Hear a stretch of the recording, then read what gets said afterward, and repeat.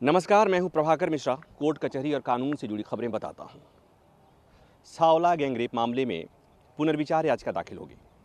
दिल्ली के उपराज्यपाल ने इस संबंध में इजाज़त दे दी है और सॉलिसिटर जनरल तुषार मेहता और additional solicitor general Aishwarya Bhati इस केस की पैरवी करेंगी।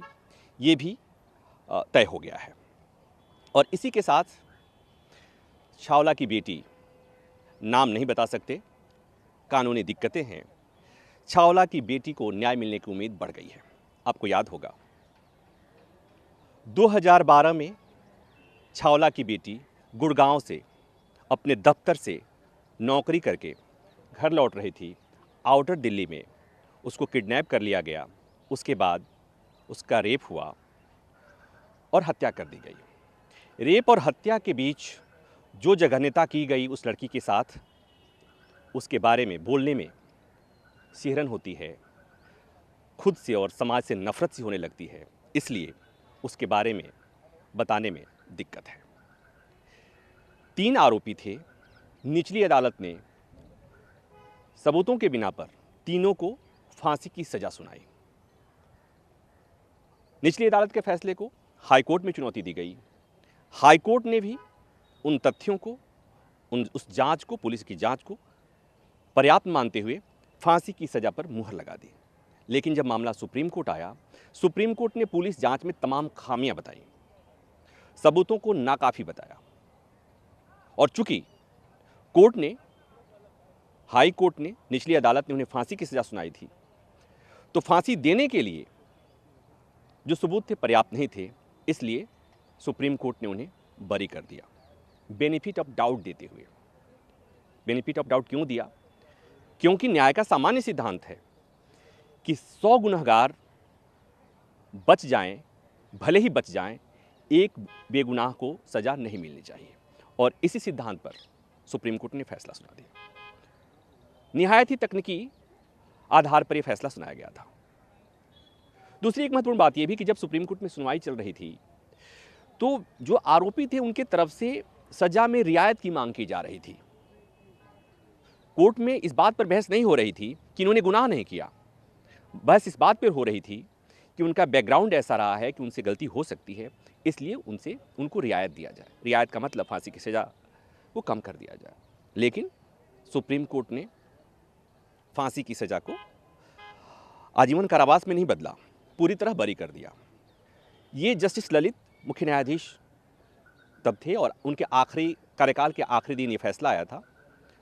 उसके अगले दिन जब जस्टिस ललित से इस संबंध में पूछा गया तो उन्होंने कहा कि कोर्ट के सामने जो सबूत होता है उसी आधार पर अदालतें फैसला सुनाती हैं, और ऐसे सबूत नहीं थे, ऐसे साक्ष्य नहीं थे, इसलिए कोर्ट को यह फैसला सुनाना पड़ा। लेकिन एक सवाल अनुत्तरित रह गया था कि अगर वो जो 3 जिन्हें फांसी की सजा सुनाया था निचली अदालत और हाई कोर्ट से, अगर वो गुनहगार नहीं थे तो वो 10 साल तक जेल में क्यों रहे? और अगर वो गुनहगार नहीं थे तो वो छावला की बेटी के साथ जघन्यता किसने की, उसके साथ बलात्कार किसने किया, उसकी हत्या किसने की? एक ऐसा सवाल था जो अनुत्तरित सा रह गया। इस मामले में न्याय कहां से मिलेगी? देश की सबसे बड़ी अदालत ने हाथ खड़े कर दिए, इसलिए कि सुप्रीम कोर्ट की नज़र में इतने सबूत पर्याप्त नहीं थे कि उसके आरोपियों को सजा दी जा सके।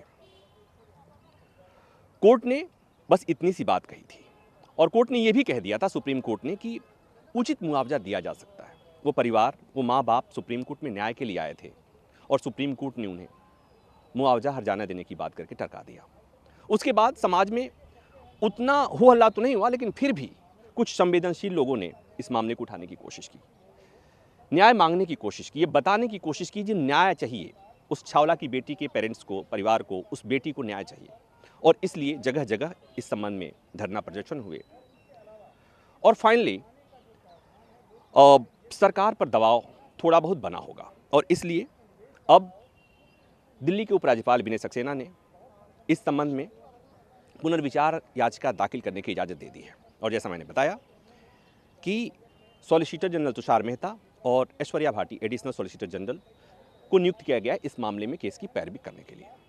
तो इससे उम्मीद जगी है कि जब एक बार फिर उन तथ्यों पर बात होगी सुप्रीम कोर्ट के सामने, तो हो सकता है कि कोर्ट अपने फैसले में अपने जिन तथ्यों पर उस समय कोर्ट ने संज्ञान नहीं लिया होगा, जिन सबूतों पर संज्ञान नहीं ले पाया होगा, उसको दोबारा से रेखांकित किया जाएगा और हो सकता है कि इस मामले में फैसला बदले भी। हालांकि इसकी अमूमन पुनर्विचार याचिका में कोर्ट को फैसला बदलने में इसकी मिसाल बहुत कम है, लेकिन ऐसा भी नहीं है कि पुनर्विचार याचिका में कोर्ट फैसला नहीं बदलता है। तो ऐसे में उम्मीद जगी है, थोड़ी ही सही, न्याय की किरण जगी है पुनर्विचार याचिका दाखिल करने के फैसले को लेकर। और एक बात और कि इसमें सरकार भी पुनर्विचार याचिका दाखिल करने वाली है, करेगी। परिवार की तरफ से पुनर्विचार याचिका दाखिल करने का फैसला लिया गया है, तो एक पुनर्विचार याचिका वहाँ से भी दाखिल होगी। और एक पुनर्विचार याचिका जो इस एक मामले में योगिता भयाना हैं, जो रेप के मामलों को लेकर के सक्रिय रहती हैं, वो एक्टिविस्ट हैं, उनके तरफ से भी एक पुनर्विचार याचिका दाखिल करने की तैयारी की जा रही है। तो इसी हफ्ते ये सारी याचिकाएं आएंगी और उम्मीद यही कीजिए कि इस मामले में छावला की बेटी को, उसके परिवार को न्याय मिले। धीरज ठाकुर वीडियो बना रहे थे। उम्मीद है ये जानकारी आपके लिए पर्याप्त होगी। धन्यवाद। नमस्कार, मैं हूं मानक गुप्ता। अगर आपको हमारा ये वीडियो पसंद आया हो तो इसे लाइक और शेयर जरूर करें, और हां, हमें सब्सक्राइब और फॉलो करना ना भूलें ताकि आप देश और दुनिया की कोई खबर मिस ना करें। तो जुड़े रहिए हमारे साथ और देखते रहिए न्यूज़ 24।